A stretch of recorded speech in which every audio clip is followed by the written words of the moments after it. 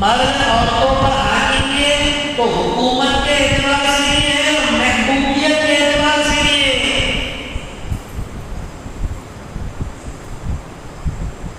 हाकिमियत के एतबार से नहीं है और महबूबियत के एतबार से नहीं है कि सिर्फ हाकिमियत का ये मतलब नहीं है कि तुम उन पर हमेशा नौकरों के जैसे सलूक करो। हजरत थानवी रहमतुल्लाह अलैह ने बड़ी अजीब मिसाल दी है। मैं हजरत थानवी रहमतुल्लाह अलैह फरमाते तुम उन पर हुकूमत भी करो और उन पर दोस्ती भी करो।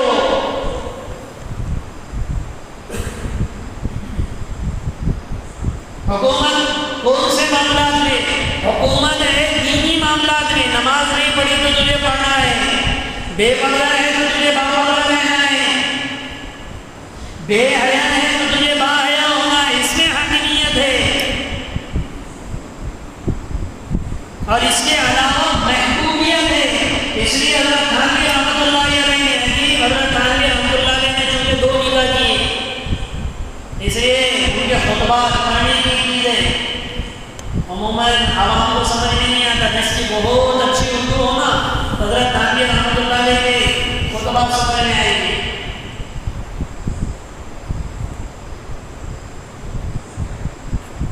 हाकिमियत का मतलब ये भी है, हज़रत थानवी रहमतुल्लाह अलैह ने लिखा अपनी बीवियों के साथ इज़हार मोहब्बत भी करो जैसा हाकिम अपनी रियायत के साथ कभी चालबाजी की बातें भी कर देता है। और आजकल के हुक्मरान तो देखिए होंगे वादे पे वादा तुमको ऐसा कर देंगे, तुम ऐसा कर देंगे। अपना ये बताते मैं तुमसे कितनी मोहब्बत करता हूँ। अरे होता नहीं होगा, इलेक्शनों के दिन करीब आने वाले देखना हर आदमी भागते, बुखार भी आया तो भागते रहते। हाँ आए हमने बुखार देखने बस, किसी को बुखार भी आया भागते भागते रहेंगे। तो ये अपना ही बताते। हज़रत थानवी रहमतुल्लाह अलैह ने लिखा कि हाकिम होने का एक मतलब ये जिस तरह एक हाकिम रियायत के साथ अपनी इज़हार मोहब्बत करता है, वैसे एक मर्द के जितने हैं हाकिम और हुकूमियत हाकिमियत के नाते के वो भी इज़हार मोहब्बत करे। इसीलिए अल्लाह के रसूल सल्लल्लाहु अलैहि वसल्लम ने फरमाया कि अपनी बीवियों के चेहरों पर न माना करो, वला तज़रिबिल वजह।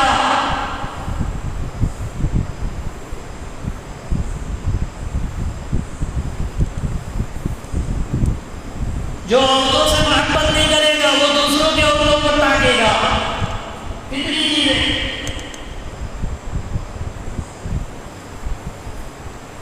फितरी चीजें, जो चीज अल्लाह ने हलाल बनाई है, आदमी अगर उसने अपने इंटरेस्ट बताए और ये सोचे कि मुझे इश्तियाक बताए ये मेरे लिए हलाल, अगर उसमें वो अपना इश्तियाक नहीं बता रहा है तो फिर दूसरे ने अपने इश्तियाक का हित करेगा और वो हराम है। और जो चीज इसके बाद है वो चीज जिससे इश्तियाक बता रहा उसके पास भी वही चीज है, कोई अलग चीज होती है क्या? तो दूसरी औरतों के पास जो है वो हमारी बीवियों के पास है। इसीलिए अल्लाह के रसूल ने माशरत का दीन बताया और फरमाया एक शोहर अपनी बीवी के मुंह में लुकमा डालेगा उसको भी सदक़े का सवाब है।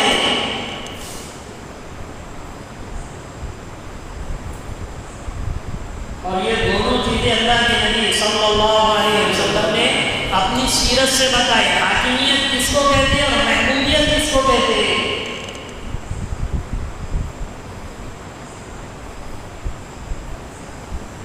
हाकिमियत अल्लाह के मामले में कुछ हो जाओ। फातिमा बिन्ते मसलमा ने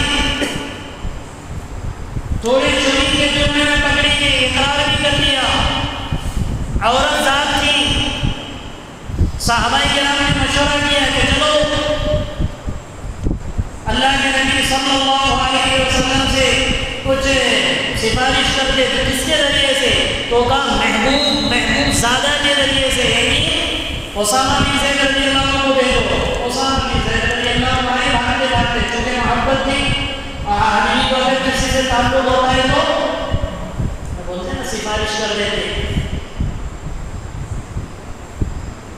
आकर कहने लगे या रसूलल्लाह, साहबा ऐसा कह रहे हैं कि आप फातिमा बिन्त मसलमा को छोड़ दीजिए। अल्लाह के रसूल को गुस्सा आ गया और फिर हुजूर ने वो जुमले कहे जो हम नहीं कह सकते, सिर्फ बतौर नक़्ल हदीस के कह सकते।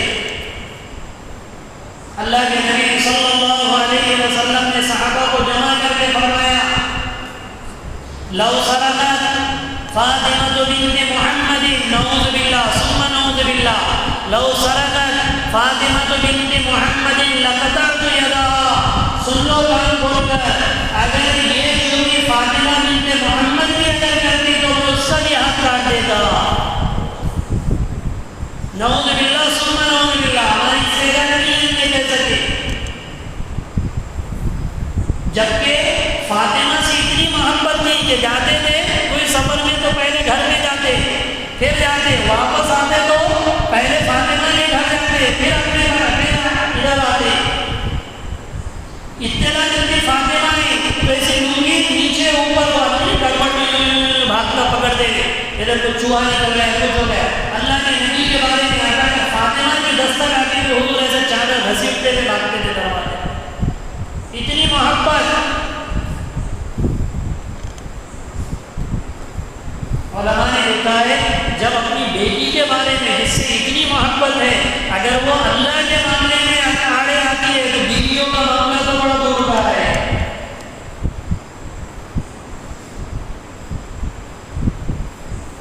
इसलिए खर्च जब मांगा बीवियों ने ज्यादा, तंगी से जब निकल गए, खैबर से आगे सब हर जगह फराखी आ गई। अल्लाह के नबी के अल्वाह मुताहरात ने खर्च में इजाफे का मुतालबा किया कि या रसूल अल्लाह, अब खर्च बढ़ गया है, थोड़ा इजाफा कीजिए। अल्लाह के नबी सल्लल्लाहु अलैहि वसल्लम को ये अदा पसंद नहीं आई। अल्लाह ने कुरान में उतारा, कुल लिअज़वाजिका इन कुन्तुन्ना तुरिदनल हयातद दुनिया व ज़ीनतहा फ़तअलैना उमत्तिअकुन्ना व उसर्रिहुकुन्ना। अल्लाह के नबी से फरमाया, अल्लाह के नबी आप अपने बीवियों से कह दो, अगर तुम दुनिया की तलबगार हो, तुम्हें खर्चे में इजाफा चाहिए, आओ मैं तुम्हें तलाक दे देता हूँ, तुम ये खर्च लेकर दुनिया में कहीं और चली जाओ। खर्च में सिर्फ इजाफा मांगा।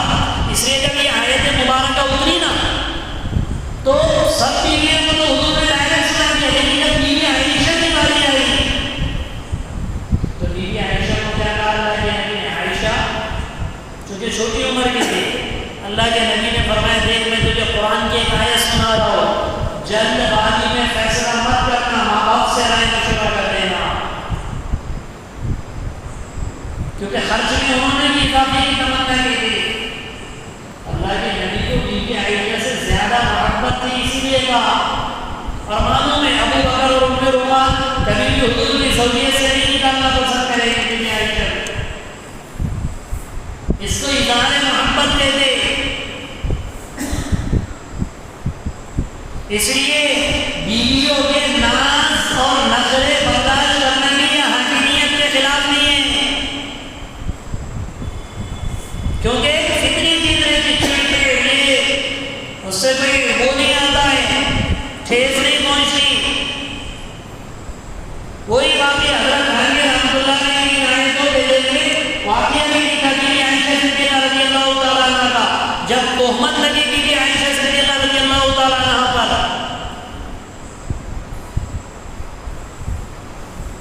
पूरे मदीना में रईस मुनाफिकीन अब्दुल्लाह बिन उबई ने हर जगह बात फैला दी, नऊज़ बिल्लाह सुम्मा नऊज़ बिल्लाह। बीवी आयशा ने मुंह गाला किए, सुम्मा नऊज़ बिल्लाह। सफ़वान इब्न मुअत्तल रज़ियल्लाहु तआला अन्हु के साथ जब पूरे मदीना में ऐसी अफवाहें फैल गई, अल्लाह के नबी सल्लल्लाहु अलैहि वसल्लम को भी थोड़े खत्म हुआ, क्योंकि झूठ अगर ज्यादा बोला जाए ना, बात करता आदमी उसे सच समझने लग जाता।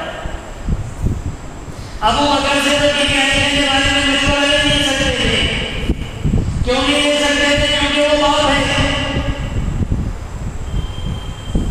बरीरा को बुलाया, बरीरा जो ये बानी थी बीबी आयशा की, कहा आयशा के बारे में क्या राय है?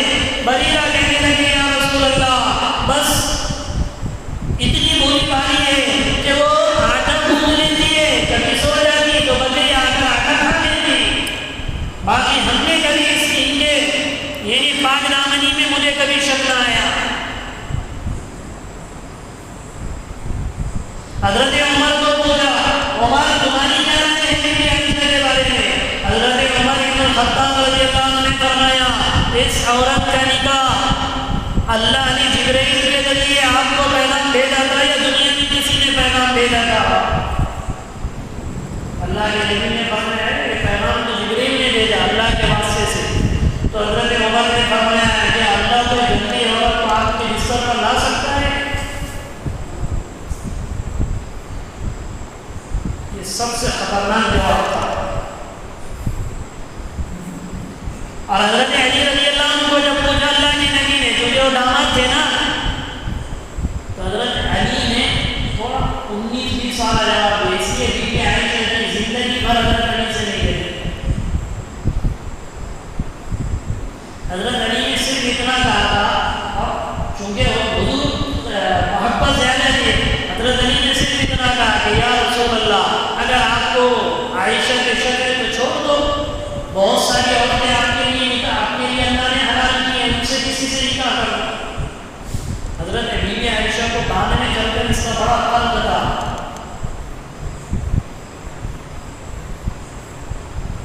और हजरत उमर के जवाब से बीबी आयशा हमेशा खुश होती थी, इसलिए अपने कब्र की तो जगह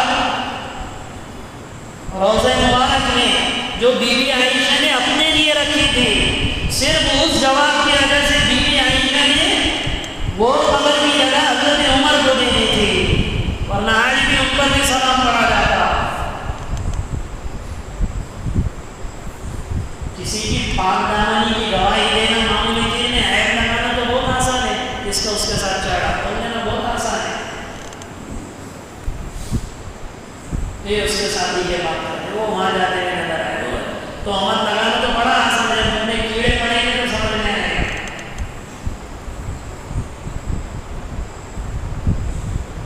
तो ये जब वाक़या हो, अल्लाह के नबी ने बीबी आयशा को घर भेज दिया था, नहीं ये बता रहा हूँ मैं बात करता था मकामे नाज बीवियों को कैसे बर्दाश्त की अल्लाह के नबी ने। अब ये आए आकर बैठे, उम्मे रोमान रो रही है, अबू बकर सिद्दीक रो रहे हैं, बीबी आयशा रो रही है।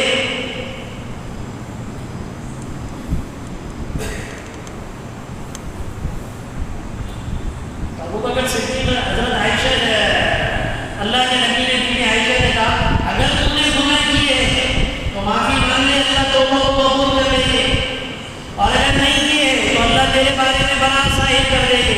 बीबी आयशा ने कहा कि बीबी आयशा सिद्दीक़ा रज़ियल्लाहु अन्हा ने फरमाया, अगर मैं कह दूंगी कि मैंने गुनाह किया है जबकि अल्लाह जानता है मैंने नहीं किया, फिर भी तुम्हारे दिल से मेरे शक को कैसे निकालोगे? और फिर जब हुजूर एकदम जब बातचीत हुई, एकदम से वही के असर शुरू हुए, अल्लाह के नबी के। अबू बकर सिद्दीक रज़ियल्लाहु अन्हु भी घबरा रहे, पता नहीं मेरे बेटी के बारे में अल्लाह को क्या होता था। उम्मे रोमान भी डर रही है, पता नहीं मेरी बेटी के बारे में अल्लाह कुरान में क्या उतारता, और बीबी आयशा बिल्कुल मुतमईन बैठ गई, क्योंकि उनको पता ना कितनी पाकदामन है। माथे में पसीना हुजूर में शुरू हुआ, वही की अलामत थी, पसीना खत्म हो गया, सब ये हुआ, एकदम अल्लाह के नबी ने फरमाया, अबिशी आयशा तो फक़द बर्रकिल्लाह, ऐ आयशा तुझे खुशखबरी हो कि अल्लाह ने तेरी बरात कुरान में उतारी। उम्मे रोमान के लगे पूरी लैहा इलैहि, ऐ आयशा उठ और अल्लाह के नबी के पास चली जा। बीबी आयशा ने मकाम नाज़ में कहने लगी, वल्लाहि ला अक़ूमु इलैहि, मुझे तेरे रब की कसम है मैं मोहम्मद के पास न जाऊंगी। कितना बड़ा जुमला का, हालांकि नबी है, सरदार, सारे नबियों में सरदार है, मैं कैसे चूका? वल्लाहि ला अक़ूलु इनके पास नहीं जाऊंगी, इन्होंने भी शक किया मुझ पर। वल्लाहि ला अहमदु इल्ला अज़्ज़ा वजल, मैं उसकी हम्द करूंगी जिसने मेरे बारे में कुरान में मेरी बात उतारी।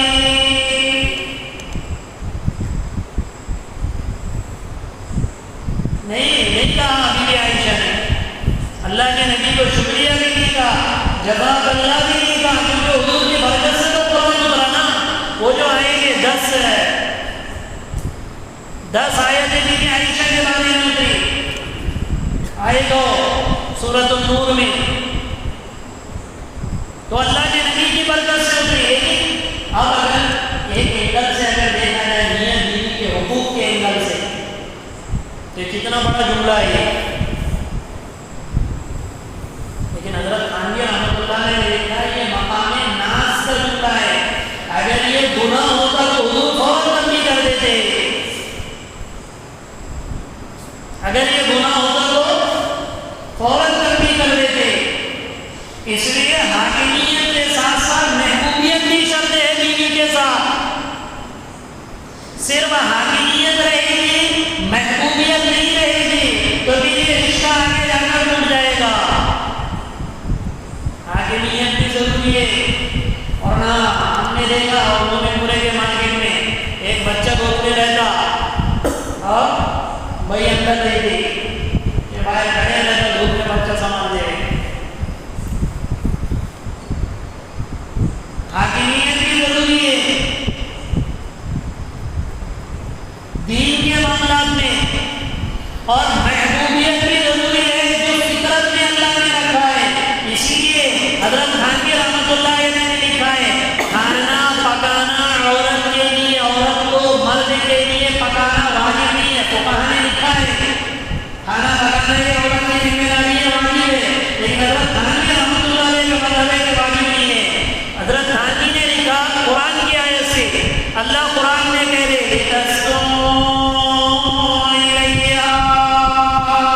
अपने औरतों को इसलिए बनाया है ताकि तुमसे सुकून हासिल करो। वजअलना बैनकुम मवद्दतन व रहमा,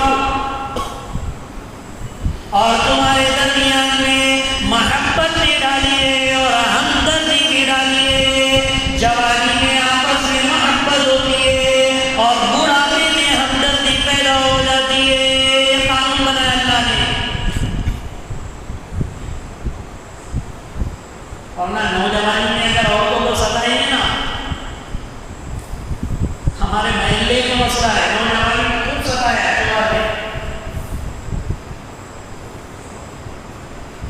हद से ज्यादा शुगर में एकदम तड़प रहे और बीवी खुश हो रही है, ठीक ना मर रहा। ये हमारे सामने का वाकया है। जबकि बड़ी उम्र में हमदर्दी अल्लाह डाल देते।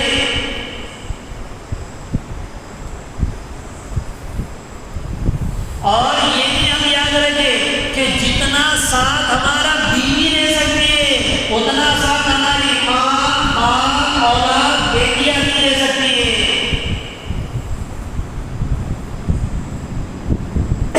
अब आप अजीब लग रहा होगा, इसलिए आप देखो बीमारियों में आपने कभी ऐसा सुना क्या कि बेटा और माँ एक साथ रहे, हमेशा ये सुनता है उनको भी रहे, यही सुना ना। इसलिए दुनिया में कभी बाप बेटे के घर बन रहे, वो दुनिया के लोग जो बना रहे ओल्ड हाउस, उसका नाम देते हो पेरेंट्स हाउस। कहीं दूर जाते तो कहते बुढ़ा बुढ़ी भी उसमें छोड़ देंगे। इसलिए आपने देखा होगा घरों में अपने जब दादा घर में आते हैं, आप टेंशन ना लो लोग तो दूसरे लोग, दादा घर में आते हैं तो सबसे पहले पूछते हो उतरे हुए बेटे दादी कहाँ है, बिखरे नहीं। ये फितरत में अल्लाह ने, कुरान में अल्लाह ने कहा। जवानी में मोहब्बत, बुढ़ापे में हमदर्दी।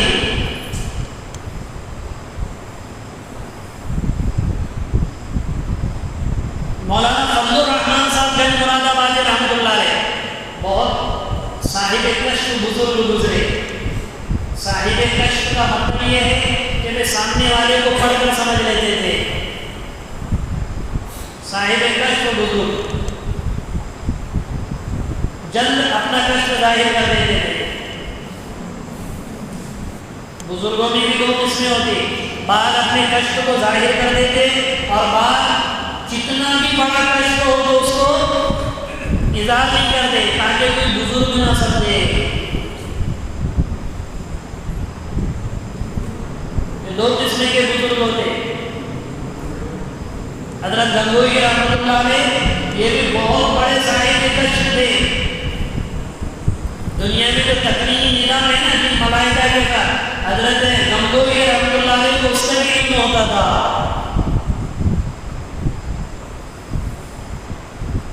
तो मौलाना फजलुर रहमान साहब रहमतुल्लाह ने बुढ़ापे में भी निकाह किया। उनकी बीवी का इंतकाल हो गया था, एक नासूर उनकी हड्डी में लग गया था बीमारी का। तो कोई बुढ़िया उन्होंने देखी, वो भी राजी निकाह कर दिया। अपने मुरीदीन से कहा मैंने निकाह इसलिए किया कि मुझे पता है मेरे बीमारी में सिर्फ मेरी बीवी काम आ सकती है। हजरत हाजी इमदादुल्लाह मुहाजिर मक्की रहमतुल्लाह सब बड़े बड़े लोग हैं। आसमान और जमीन में इनके जैसे लोग हमारे इस जमाने में नहीं देखे।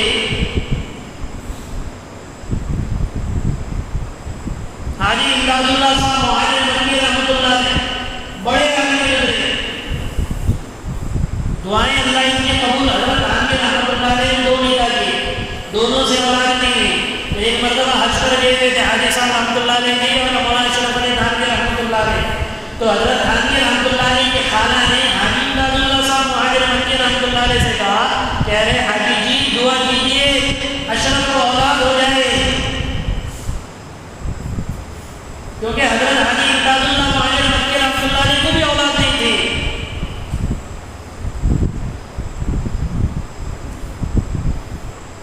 हाजी साहब रहमतुल्लाह अलैह ने बोला हजरत थानवी रहमतुल्लाह कहने लगे देख तेरी खाला कहती है कि तेरे लिए दुआ करो औलाद के लिए, कर लूँगा तो हो जाएगी। एक नहीं तेरा 2 रुपये नहीं बच्चा होगा। हाँ हम हाथ में कितने भरोसा होगा अपनी दुआ पर। एक ही कह रहे हजरत थानवी ने लिखा है वहाँ पे, क्या कह रहे हाजी साहब कर लूँगा तो हो जाएगा। और फिर हाजी साहब रहमतुल्लाह अलैह मतलब मेरा जी चाहता है कि मेरी तरह ही रहे। साथ में ये भी कह दिया मेरा जी चाहता है कि तू भी मेरी तरह है। हजरत थानवी रहमतुल्लाह अलैह ठीक है मेरा भी जी ये चाहता है कि मैं आपकी तरह हूँ। अजीब मोहब्बतें थी। हाँ ऐसी मिसाल नहीं आती है दुनिया में। अल्लाह माशाअल्लाह काम आज चलते थे। मौलाना फजलुर रहमान साहब रहमतुल्लाह अलैह कहने लगे तुम्हें शक होगा, तुम लोग हंसेंगे, लेकिन मैंने निकाह इसलिए किया कि बुढ़ापे में सिवाय बीवी के कोई और सहारा नहीं बनता है। हाजी हाँ हजरत हाजी इमदादुल्लाह मुहाजिर मक्की रहमतुल्लाह अलैह की बीवी जब नाबीना हो गई, हाजी साहब रहमतुल्लाह अलैह ने दूसरा निकाह किया। ये कहकर कि ये नाबीना बीवी मेरी क्या खिदमत कर सकेंगे, तो दूसरा निकाह किया। तो वो बीवी भी इतनी अच्छी कि वो पहले अपनी नाबीना सौगंध की भी खिदमत करती, उनकी भी खिदमत करती। आप ये तो वाक़ियात है, आप माशरे में निगाह डालो।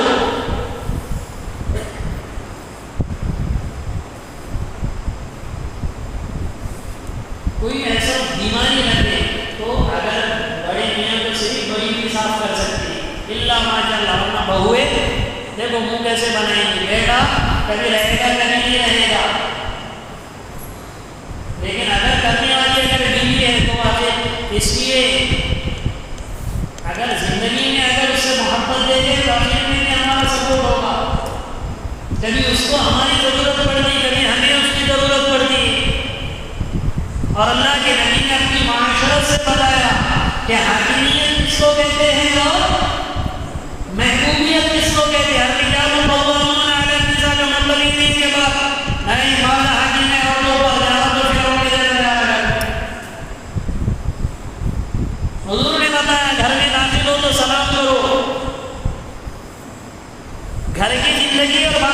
जिंदगी में फर्ज समझाया।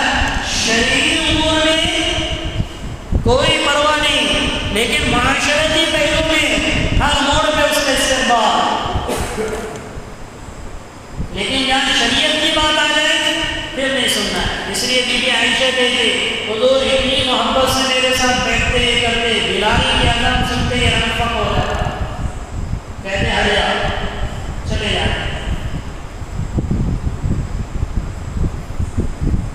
तो हमारे अंदर यहाँ तो हाकिमियत और है या महबूबियत और है। बहुत से लोग हाकिमियत के नाम में घर से बाहर निकलते तो ताला लगा के निकलते, और बहुत से लोग महबूबियत के नाम में सूरज कभी निकलेगा देखा ही नहीं उन्होंने जिंदगी में, शादी वजह से पदर कहाँ से पड़ेगा। या कहीं गए घूमने फिरने बीवी के साथ, ऐसे महबूबियत में नमाज में वक्त चला जाता है मेम साहब के साथ ही। तो दोनों में तवाज़ुन और तसावी हो। अर्रिजालु क़व्वामून अला निसा, लेकिन हाँ कभी कभी ऊंच नीच हो जाती है, अनबन हो जाती है। तो अगर मियाँ बीवी की अनबन हो जाए तो क्या किया जाए। बाल औरतें ऐसी भी होती है और बात नेक भी होती है। तो नेक औरतों के साथ क्या मामला और अनबन वाली औरतों के साथ क्या मामला, उसको अगली आयत के टुकड़े में इंशाअल्लाह ये हफ्ता जाके वो हफ्ते को तफसीर होगी। ये हफ्ता सफ़र है। हमारे उस्ताद नामिया हो गए, दुआ करो अल्लाह ने आगे नसीब फरमाए। उन्हीं के सिलसिले में जाना है बड़े लोग उनको लेकर दूध के। तो अगर जल्दी आना हो गया तो तफसीर होगी, और अगर 2-4 दिन अगर लग गए तो तफसीर नहीं है। अल्लाह